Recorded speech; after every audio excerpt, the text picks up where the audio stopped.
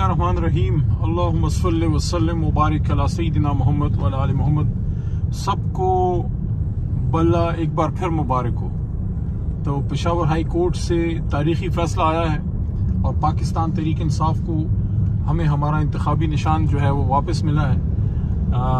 इंशाअल्लाह मैं पूरी उम्मीद हूँ कि जल्दी लीडर भी इंशाअल्लाह बाहर निकलेगा। इमरान खान साहब बाहर निकलेंगे और वो इस कैंपेन को खुद लीड करेंगे। लेकिन बहुत बड़ी कामयाबी हमें मिली है और मोहतरम पेशावर हाई कोर्ट ने अपनी रवायात को बरकरार रखते हुए तारीखी फैसला दिया है और मुश्किल हालात में मशअल राह बनी है मुल्क की तमाम अदालतों के लिए।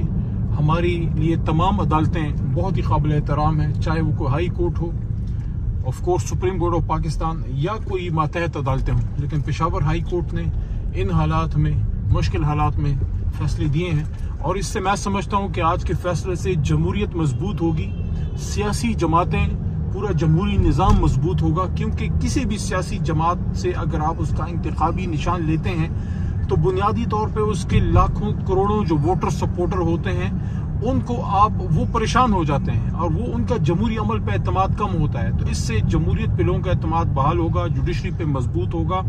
और मैं समझता हूँ कि ये अब 8 फरवरी को इलेक्शन कराने की राह में जो मसाइल थे, जो मुश्किलात थे, वो रास्ते अब इंशाल्लाह हमवार हुए हैं आज के फैसले से। और जो सुप्रीम कोर्ट के चीफ जस्टिस मोहतरम फ़ाइज़ ईसा साहब ने, काजी फ़ाइज़ ईसा साहब ने जो एक लैंडमार्क जजमेंट दी थी कि चाहे कुछ भी हो जाए लेकिन 8 फरवरी को इलेक्शन होगा, तो ये आज का फैसला उस फैसले को भी मजबूत करता है, उस फैसले के रास्ते को मजीद हमवार करता है। अब मैं तमाम सियासी जमातों को मैं ये समझता हूँ कि हम सबको अब इलेक्शन में उतरना चाहिए, इलेक्शन में जाना चाहिए। और इलेक्शन कमीशन ऑफ पाकिस्तान बावजूद इख्तिलाफ के, क्योंकि इस केस में हमारा उनसे एक मुकाबला था, एक ऐसी सूरत हाल थी जहाँ हमसे हमारा इंतखाबी निशान छीना जा रहा था, लेकिन फिर भी हमारा ही एक आईनी इदारा है। मैं समझता हूँ कि इलेक्शन कमीशन ऑफ पाकिस्तान को भी अब अपनी भरपूर तवज्जो इलेक्शन 8 फरवरी पे मुनाकिद रखनी चाहिए, मरकूज रखनी चाहिए। और जो आरओज हैं, जो पहले मरहले में हुआ वो तो सो हुआ जो हुआ, जो लोगों के कागजात नामजदगी के साथ हुआ, जो सेकेंडर प्रपोजर के साथ हुआ, जो मुश्किलात का हमें सामना करना पड़ा और जो बड़ी तादाद में हमारे कागजात नामजदगी, मेरे और हमारी बहुत सी लीडरशिप के, खान साहब के, सबके रिजेक्ट हुए।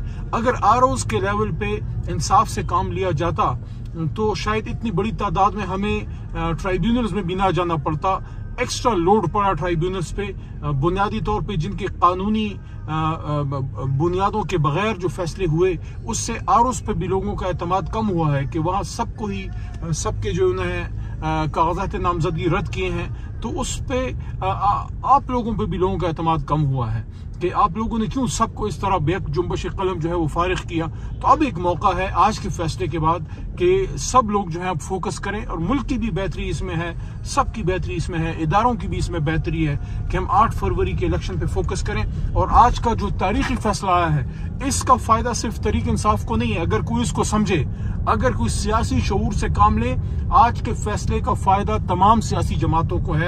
क्योंकि जब सियासी निज़ाम मजबूत होगा तो जमहूरी सिस्टम मजबूत होने से तमाम सियासी कारकुन, तमाम सियासी जमातों के लिए आगे का रास्ता जो है वो मजीद आसान होता है सियासी सफर के लिए। पाकिस्तान के लिए मेरी दुआ है कि आज का फैसला हमारे लिए एक तारीखी फैसला साबित हो और इससे पाकिस्तान की तरक्की की नई राहें खुलें और जो मुश्किलात का एक दौर रहा है वो अब बेहतरी की तरफ जाए। मैं समझता हूँ पाकिस्तान तहरीक इंसाफ के तमाम नुमाइंदे और जितने भी हमारे कैंडिडेट्स हैं उनको मौका मिलना चाहिए कि वो 8 फरवरी के इलेक्शन के लिए सुप्रीम कोर्ट के हुक्म की रोशनी में वो अपनी कैंपेन करें।